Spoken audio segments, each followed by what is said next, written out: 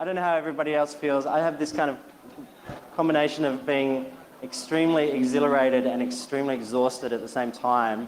And I was trying to scribble down some notes of things that I wanted to say, and I had this feeling like I just couldn't actually think anymore. I just have taken in so much information and met so many people.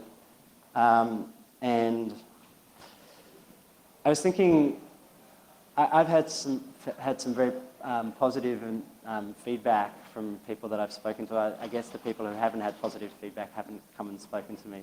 But feel free to. But maybe tomorrow, not today. And I was thinking about why this conference has been so special, and I think one of the reasons why is that it is so unique is because it is actually a civil society-owned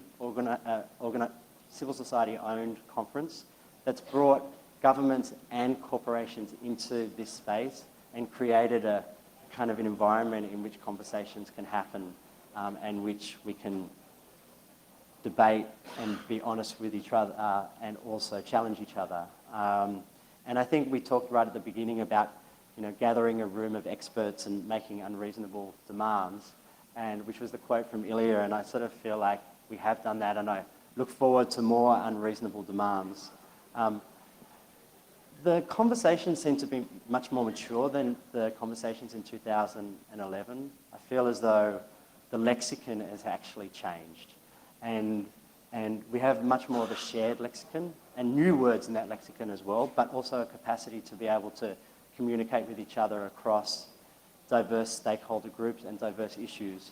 And I think most of us who have kind of hopped between different rooms have seen, like I went from the LGBT session, which was amazing, and just listening to some of the voices there, and then all the way into the export control discussion, which was about the Wassenaar Agreement and how we're going to stop the sale and the transfer of technologies that would do people harm across borders. And just the kind of diversity of and the depth and the expert nature of the conversation. And I think I said in the opening session that just about the extraordinary level of expertise. And I think our level of expertise has actually gone one step up. I feel like I have learned an incredible amount, and I feel like everybody here, I hope, has also learned an incredible amount. And what we have, in a way, is like a global network of digital rights defenders here. And we have a real possibility to grow this network. And this is the 700 people or so who were here. And then there's thousands more, and I think there's a real opportunity to double and redouble and quadruple that effort as the challenges become greater and the possibilities become greater. And we talked also earlier about, at the beginning of the session, about outcomes and like what are the outcomes of the conference. And I said, like, let's build coalitions, action plans, or even just the next step.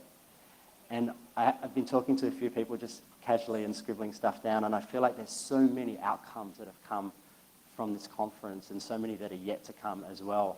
Even just the possibility of meeting another person. I think at the beginning it was like, talk to somebody in the room who you don't know.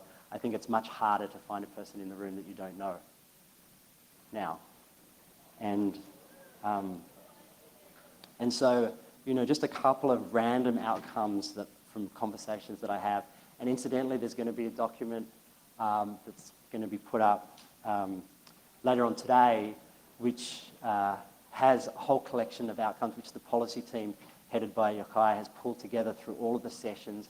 There's been access, staff and volunteers taking notes and pulling together one outcome per group. And, well, Yochai's sort of saying not every group. But it's a living document as well, so we'll put a draft up at the end. So you have an opportunity if you want to send an outcome. My email address is brett@accessnow.org, so it's BRETT@accessnow.org. If there are any outcomes, even if it's something small or something large or something monumental or something which has a possibility, please send me an email and we'll try and include that in the outcomes document so that we've got a sense of why all of us spent all of these days together and what the possibilities are going forward.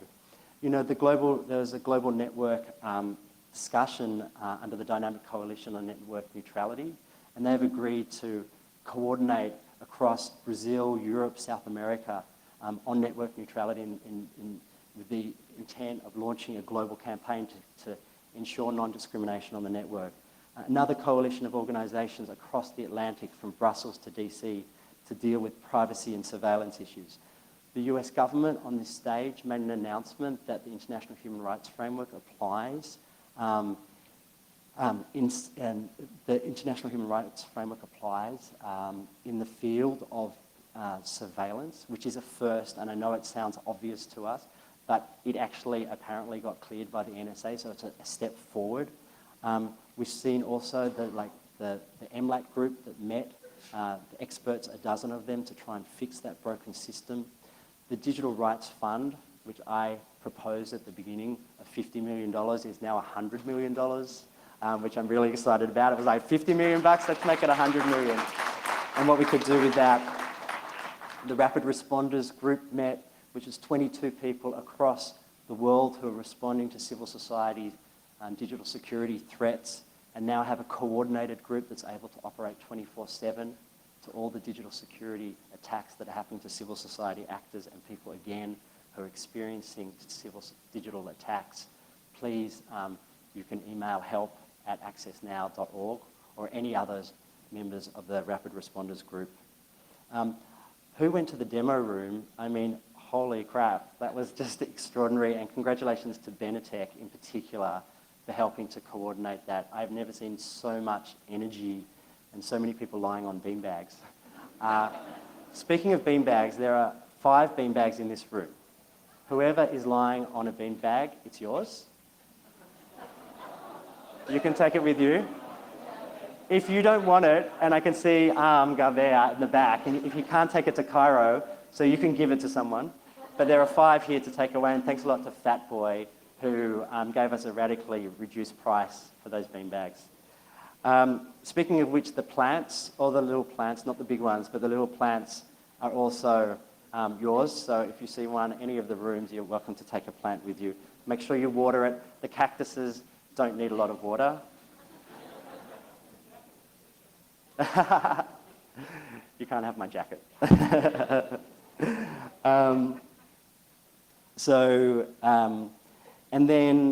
And then there were just the anecdotes of the random conversations that happened in the corridors. The original plan for this conference was to turn the corridor into the conference, i.e. to have an opportunity for you to be able to, us to be able to speak to each other. And hopefully we did that in the sessions, and we created lots of space like this one for people to be able to hang out in and do those random discussions, including on the dance floor last night, that shall not be mentioned. But I also just wanted to raise a couple of other things, and that is the Encrypt All the Things campaign, which very pleased to say that Twitter signed up to, and a number of other companies. Really excited about that, and thanks very much to Amy on my team and Yochai and Catherine, who've worked so diligently on that. So, with that, I'd like to actually thank all of our sponsors. And there is, oh, don't do that. Actually, okay, let's stay there. But you're going to have to go backwards, the person behind the screen. I'd like to thank all of the sponsors. I'm going to name them, and if we could just have a round of applause at the end. If you would like to clap, that's up to you. But I want to name them individually. I'm not insisting that you clap, of course. I will clap. Mozilla, CEDAR, Humanity United, HIVOS, Facebook, Google, the Ford Foundation, ICANN, Twitter, Microsoft, eBay, Internet Society, Anchor Free, MDF. There's also Vocal and Silicon Valley Community Foundation.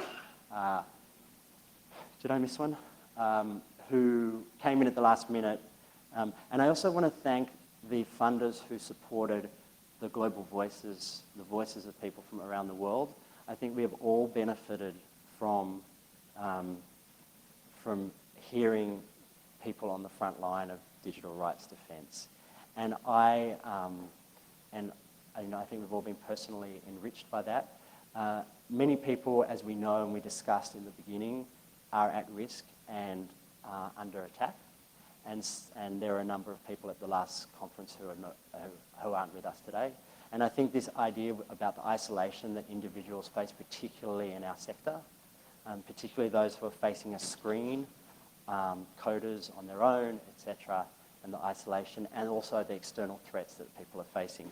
So people who are vulnerable, of course. One of the things that we tried to do actually was we had 4 masseurs here over the conference who were giving who were set up for the digital activists to help relieve some of the tension. But seriously, if there are people who are feeling at risk, many people who have escaped some form of danger to get here and of course are going home, please know that there is a global community of digital rights defenders here in this room and beyond who can assist, so please do reach out. I am really, really, really excited to announce that, that we are going to host, together with Engage Media, RightsCon Southeast Asia in March of 2015. And I'd like to invite the organising committee, some of the organising committee up onto the stage to come and say a word or two.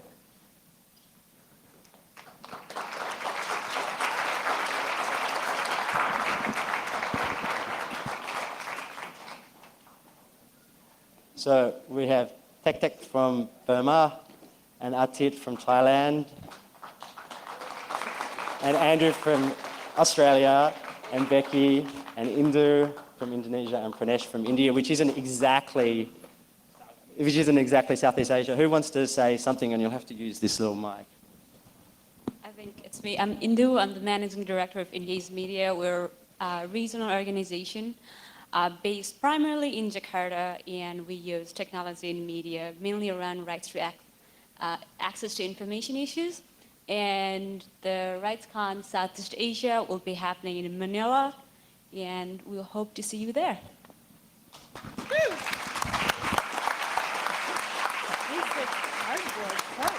Oh, that's it. Unless it's just anyone else. No. Okay, cool, so that's it. We're really, really excited about this. We've been planning this over the last, couple of months, and we just finally agreed this week. Andrew and Indu came especially for the conference to see how it runs. And of course it will be different, and it will be culturally, kind of more contextualized, and there'll be different issues at hand, but everybody here is invited to attend. So thanks a lot, guys.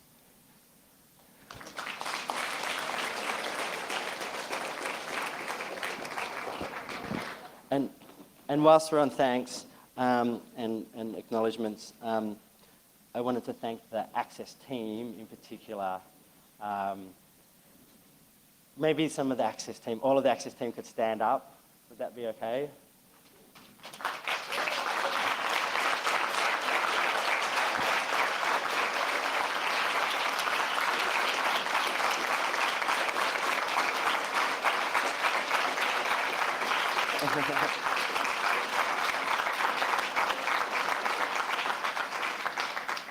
I wholeheartedly agree with the crowd. I mean, just to you guys, you are absolutely incredible. The amount of work that they have put into this last 3 years or 4 years, and the amount of work that obviously has gone into this conference is just staggering. And speaking of experts, I feel like every person on this team is an expert, and Gustav looks like he's coding as I speak. Yeah. He said he's logging jobs on the helpline. But anyways, I just wanted to thank you guys very much, and also on top of that, to thank the volunteers, because there was a small army of volunteers, maybe 20 of them, so maybe we could also have a round of applause for all of them.